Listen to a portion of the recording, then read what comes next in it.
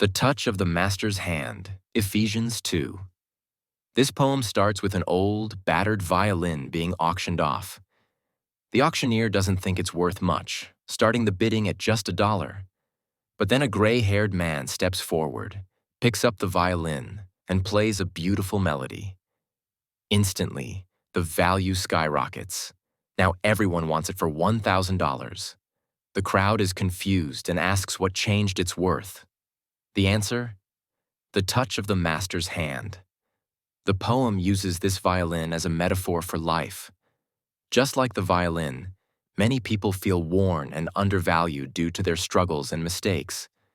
But when we let the Master, God, into our lives, we find purpose and worth beyond measure.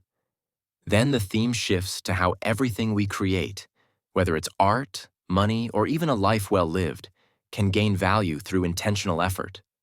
God takes our imperfect selves and transforms us into blessings.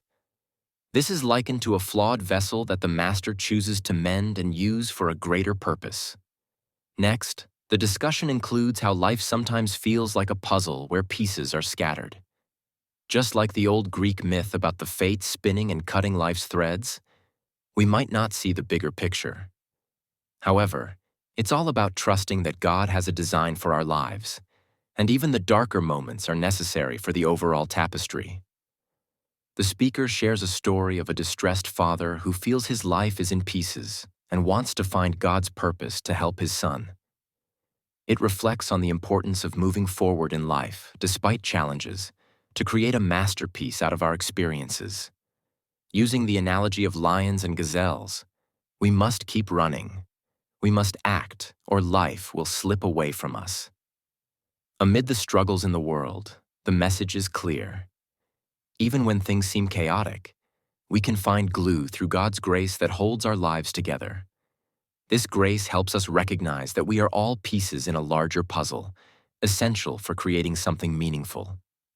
Finally, the call to action is about recognizing our place and purpose in life.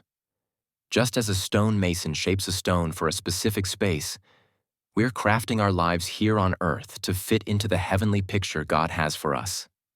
There's a moving story of Jesus relying on his disciples to share his love with the world, illustrating how vital our actions can be in spreading that message. In essence, the takeaway is that, with the Master guiding us, even though we are broken and scarred, we can discover our worth and contribute positively to the world. Life can be a masterpiece if we embrace God's grace and purpose.